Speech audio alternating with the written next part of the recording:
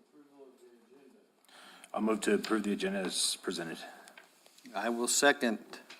All in favor? Aye. Aye. There's everybody. Okay. Can we get a approval of the last meeting's notes, if anybody remembers what we did back then? I will move to approve the last meeting notes from March 6th, 2023 as presented. Second. All in favor? Aye. Aye. Sound like everybody. All right. Ashley, I guess you got the first reports. All right, so for the first one is the water audit, which is the graphs that I handed out. You can kind of see over the past couple of months, we have plateaued after a steady increase on non-revenue water. And if you flip over to the next graph, you can also kind of see that our bill to authorized consumption is less than our non-revenue water, so that is something we will need to address. Whether or not, Adam, can you confirm if there's been any leaks that you've been noticing? We've had some leaks, but I think a lot of this is due to the flushing and stuff we've had to do in the last couple months. Okay. And then, Keep track of how much water you use on that. A lot of times we do. There's sometimes that, like we got a flush valve there at the corner of Meacham and Sutterth. It's not metered, but we've, to meet our TTHMs, we've had to do a lot of flushing lately, and we have had some pretty big breaks also. So I think that between the two, is where this subtext is coming from. and then, for the leak detection update, I printed off their last report. They only found 2 leaks and they covered a total of 64.9 miles. One of them was a main break, and then another one was a customer side leak. And then, Adam, did you have any concerns with them, or was everything good to go? No, they did identify another little issue that I don't think it's a leak, but it may be an obstruction or something like that we'll go and look at, but Okay. they've done a good job for us. Awesome. At one time, we put in those big meters coming in off the tanks, and we thought you might be able to isolate areas that were leaking because of that. Has that worked? It hasn't worked, it feeds such a big area that, I think if anything, it helps Ashley with her and Randy with the amount of gallons he has going out of the tanks.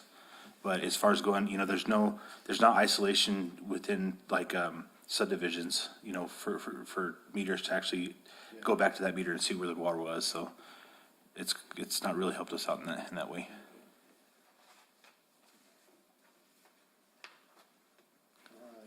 All right, and I'll cover Cristella's. So for the master planning and rate analysis, Sauter Miller will present the draft plan and rates to the council and VOR administration in a series of 4 different meetings on July 18th. That's the update for that. For projects and construction, for the Upper Canyon surface version, Cristela and I are working on the readiness to proceed items. We just have to have that submitted to the New Mexico Finance Authority by September 29th. Our Eagle Creek Wellfield Phase 3, we're currently working on finishing up Alto 3 wellhead improvements. And then Ryan Roper will be starting construction here soon on tying in to the A2 line. And then for the Riverwell and S13 well, we will be issuing the notice to proceed to Huey this week. And for the Alto Reservoir improvements, we did receive the final design from Molson on July 3rd, and so we will be switching over to Sauter Miller at this time to continue on with the project.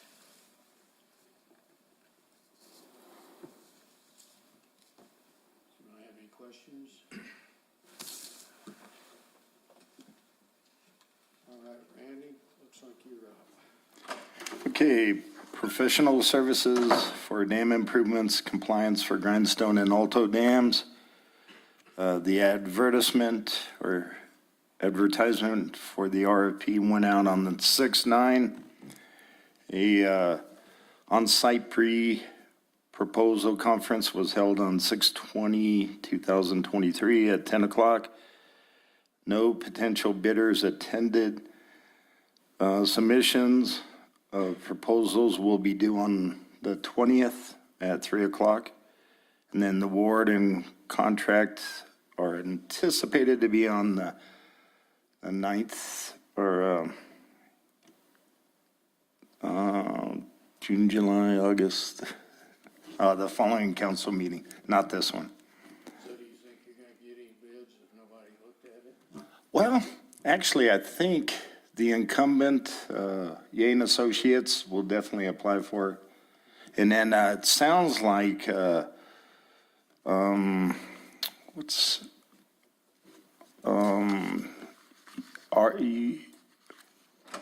names, can't think of the other name that's, they did our O&M contracts.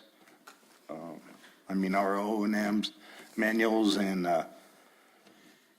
who's it?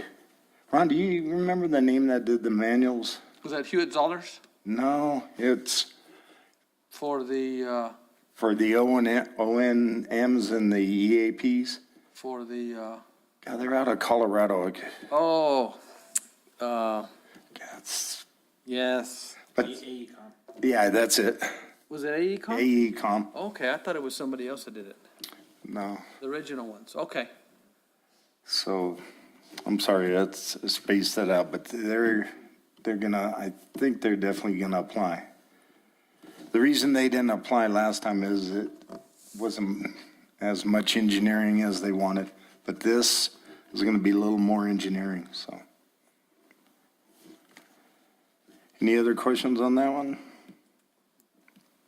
Tank restoration phase 1, pre-bid meeting was held in person on 6/14. There was quite a few contractors that attended.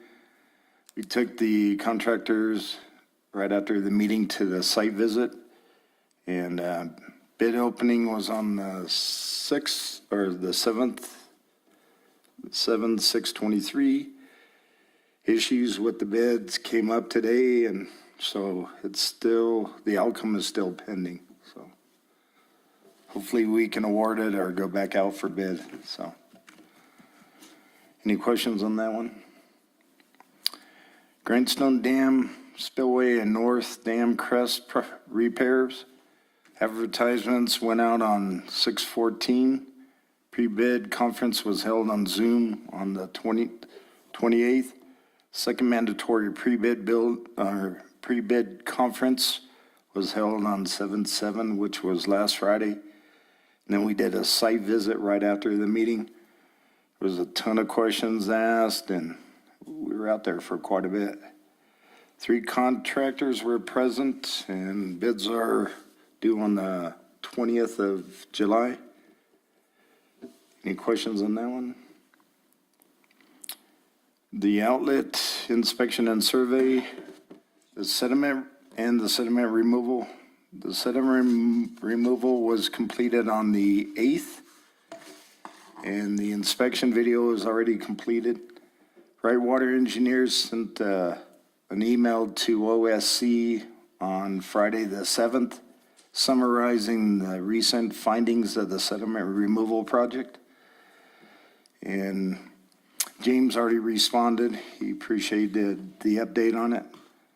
And the only thing pending on that project is Right Water Engineers are working on the report, and we'll send it to James Head for review. Once that's completed, the project is 100% completed. Any questions?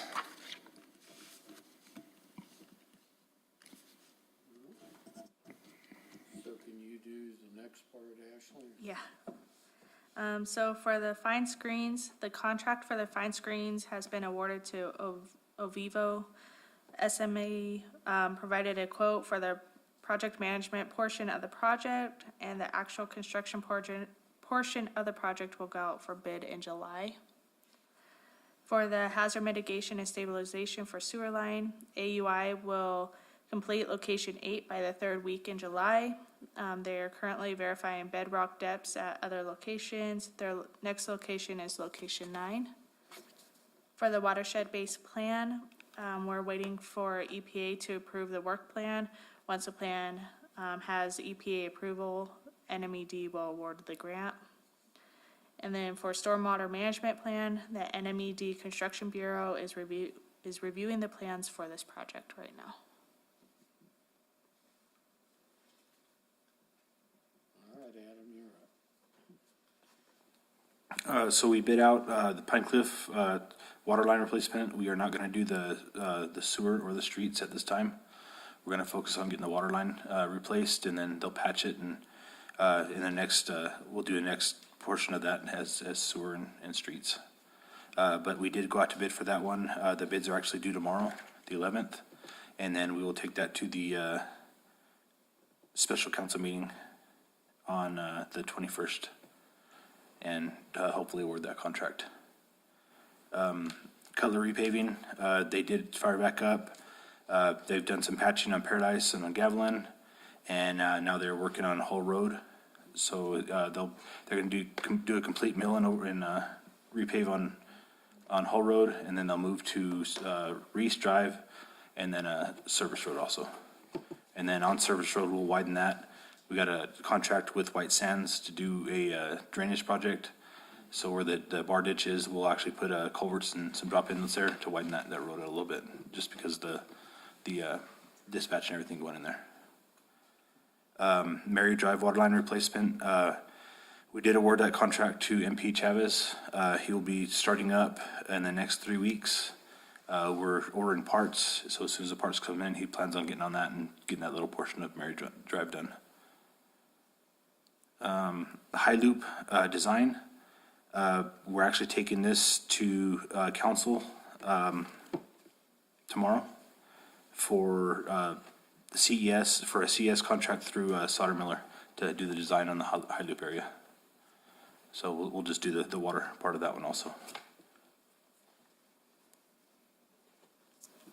And that's all I got.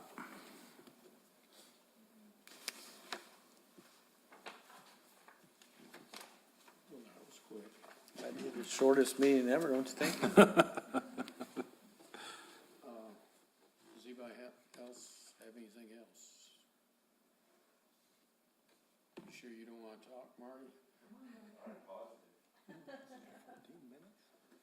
You have to go to the microphone to answer. All right, well, in that case, meeting's adjourned.